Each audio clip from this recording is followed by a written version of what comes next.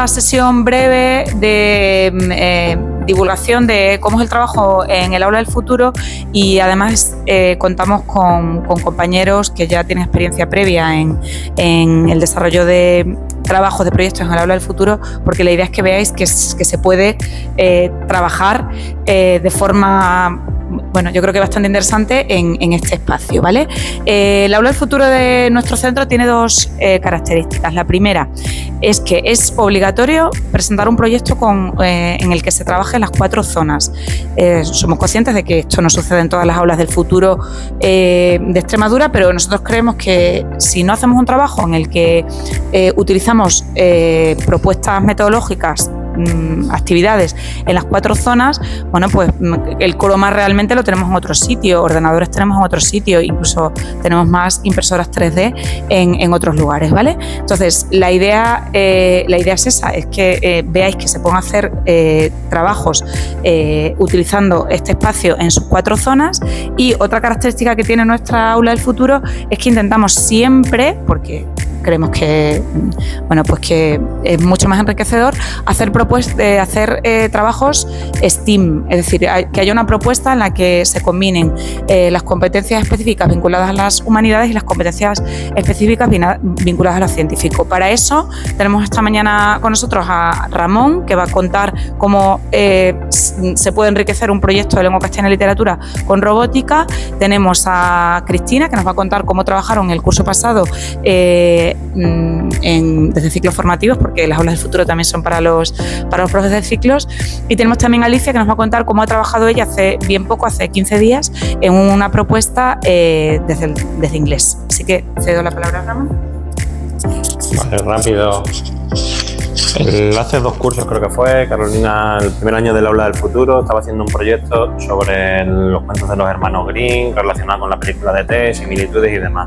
Entonces, en un día que estábamos hablando sobre el proyecto y demás, se ocurre la idea de construir el Helios con la bicicleta con E.T. para que simulemos el croma que en su día nosotros nos flipó dando de la luna que volaba la bicicleta y demás. Entonces, lo que se trabajó con el alumnado fue construir esa bicicleta, construir al Helio, construir al ET.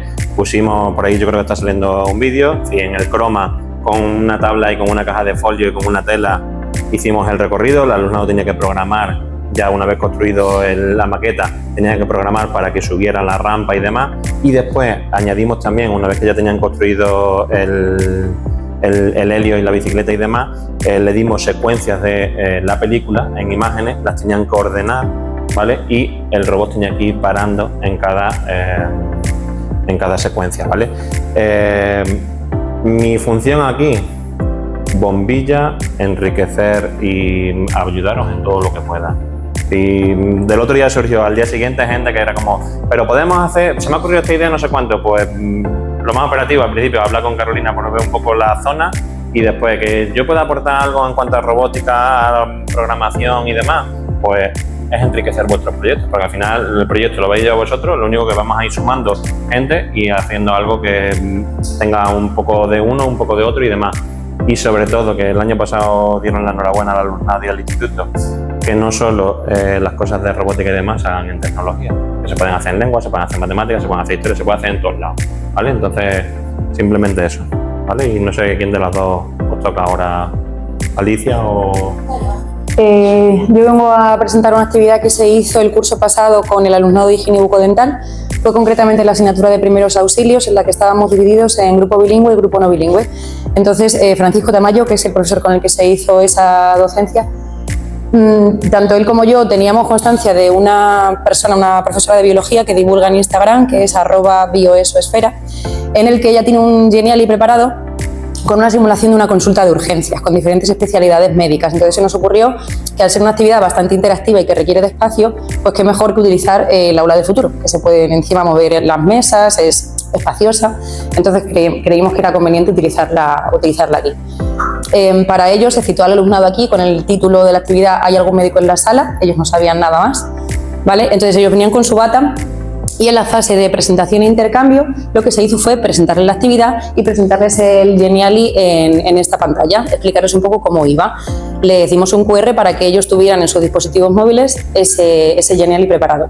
Y con todo eso nos fuimos a la fase de interacción y exploración, en la que les dividimos en grupo bilingüe y grupo no bilingüe, y a cada uno le dimos al azar una tarjeta en el que ponía una especialidad médica. Uno era el de digestivo, otro era el de respiratorio, otro era, pues yo qué sé, de médico de urgencias, ¿vale? Y entonces lo que hicimos después fue mezclar los grupos de manera aleatoria entre bilingüe y no bilingüe, de tal manera que había 2 de respiratorio, 2 de digestivo, ¿vale? O sea, se repetía la especialidad médica por parejas. Se juntaron por parejas y empezaron a trabajar. En esa fase de exploración lo que hicimos fue que ellos abrieran el Genially que habíamos explicado antes y fueron a la consulta que le correspondía. En esa consulta había un paciente ficticio que les explicaba un caso, con sus signos y con sus síntomas, sin decirles lo que era la enfermedad o la situación que le preocupaba, que era el objetivo de esta actividad. Entonces ellos fueron apuntando, fueron recogiendo datos y se pasaban a la fase de investigación y experimentación. En esa mesita, que es así a modo de, no sé, como de carpeta grande, pusimos una serie de pistas, a lo que llamamos banco de pistas, eran unas infografías en las que ponían, dependiendo del signo y del síntoma que tuvieras, pues la enfermedad que podría tener.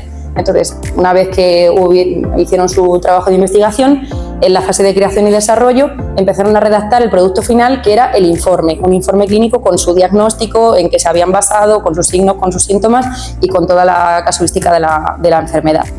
Una última parte de la actividad fue crear una rúbrica de coevaluación entre los grupos. Se les dio esa rúbrica para que fueran diciendo el informe clínico en alto y entonces los compañeros fueran detectando posibles errores o aciertos en ese diagnóstico. Y ya está, esto sería todo. Gracias.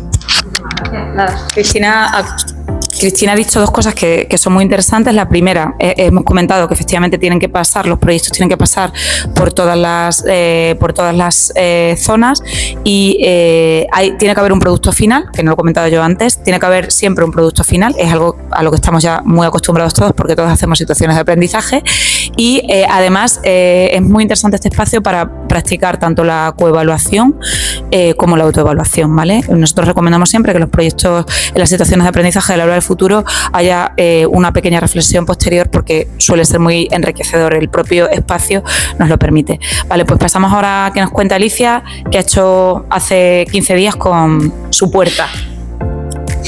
Bueno, pues como dice Carolina, el producto final que nosotros decidimos hacer en la actividad que hemos hecho con cuarto de la ESO era la obtención de la decoración de la puerta. A mí no me apetecía hacer directamente una clase de inglés para decorar una puerta, sino que pensamos en este proyecto basado en situaciones de aprendizaje para que los alumnos llegasen a obtener la puerta y a su vez obtenemos un vídeo y un QR donde van, digamos, todas las conclusiones finales que hemos sacado en el proyecto, ¿vale? Abajo, si veis en esta en esta infografía que os pasaremos, está el QR y ahí lo meteremos todo, ¿vale? Todavía no me ha dado, ahí estaría, no me ha dado tiempo a meter todas las cosas, pero irán ahí, ¿vale? Entonces, ¿cómo nos organizamos? Teniendo en cuenta las 4 zonas, ¿vale? Empezamos con una fase de presentación aquí en la pantalla en la que se explicaban cuáles eran los objetivos que íbamos a conseguir con esta actividad y cómo íbamos a trabajar. Íbamos a trabajar en grupos de 4 personas que están ahí, ¿vale? Y en un total de 6 estaciones de aprendizaje, ¿vale? Las estaciones de aprendizaje es una metodología en la que los alumnos en grupo, ¿vale?, mediante un trabajo colaborativo llegan a la realización de una tarea y en este caso me pareció útil usar las 4 zonas, ¿vale?, para esas tareas porque vienen muy a lo que iba enfocada la actividad, es decir, presentación, intercambio de opinión, investigación, experimentación, creación y desarrollo e interacción y exploración, ¿vale? Entonces, primera tarea, ¿en qué consistía? Bueno, pues aparte de dividir el grupo iba rotando, es decir, cada 20 minutos, 30 minutos iba cambiando de tarea. Hemos ocupado un total de 4 sesiones, teniendo en cuenta 2 de inglés y 2 de geografía e historia, ¿vale? O historia solo se llama ahora, no me acuerdo, ¿vale? Con Alejandra. Entonces, empezaba el grupo cada uno en un área, todas tenían que ver con la leyenda de Caperucita, ¿vale? Investigación y exploración, distintas tarjetas también en la mesa que ha comentado antes Cristina sobre distintos hechos que podían ser verdaderos o falsos. En esta parte de aquí localizamos unos ordenadores y los alumnos leían, venían, investigaban y luego interactuaban y decían si pensaban que era verdadero o falso. Siguiente fase, la número 3, ¿vale? Ahora es que no se ve bien, pero bueno, lo subo. Vale. Sí, ¿vale? Era la parte del croma en la que yo les proporcioné un guión, perdón, es que está como para acá, aquí mejor, vale. Les proporcioné un guión, ¿vale? Para la realización de un vídeo donde ya venía explicado absolutamente todo, hasta el movimiento de las tomas que ellos tenían que hacer. Usando el croma y moviéndose por toda la clase, iban haciendo la grabación de qué producto íbamos a obtener, qué estábamos haciendo, etc. En la parte número 4, que la localizamos en aquella zona, era la decoración, la realización de la puerta. A su vez de ir interactuando, ir hablando de lo que habían aprendido en las estaciones anteriores, pues iban formando lo que son los distintos elementos que iban a ir en la puerta que tenéis ahí. He metido ahí a Guillermo y a Alejandra en la foto final de clausura.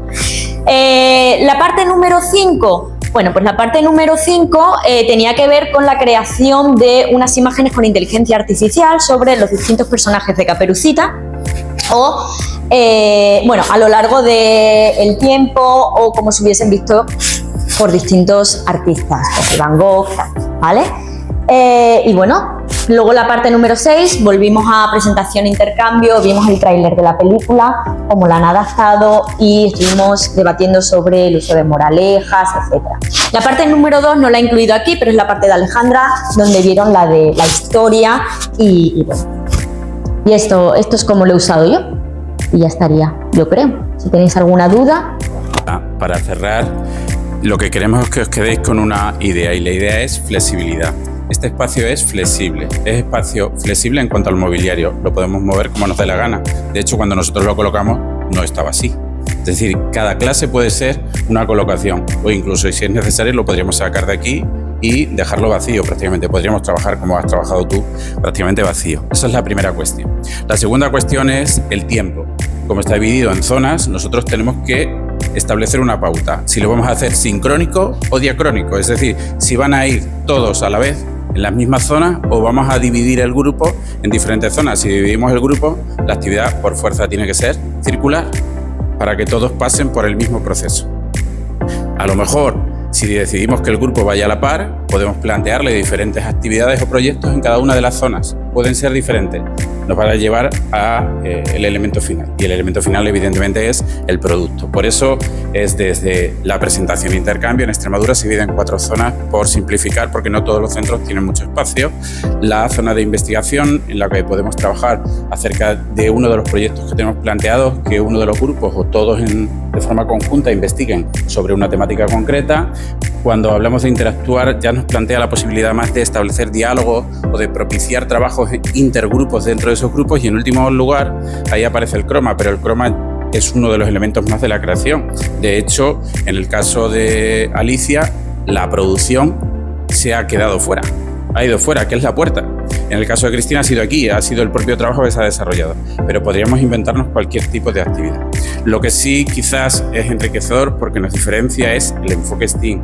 Intentar en la medida de lo posible que haya más de 2 departamentos que podamos trabajar conjuntamente en este espacio. Y poco más, no sé si hay algo más que comentar. Pues ya está, ya hemos acabado. Dudas que tengáis o ideas que tengáis.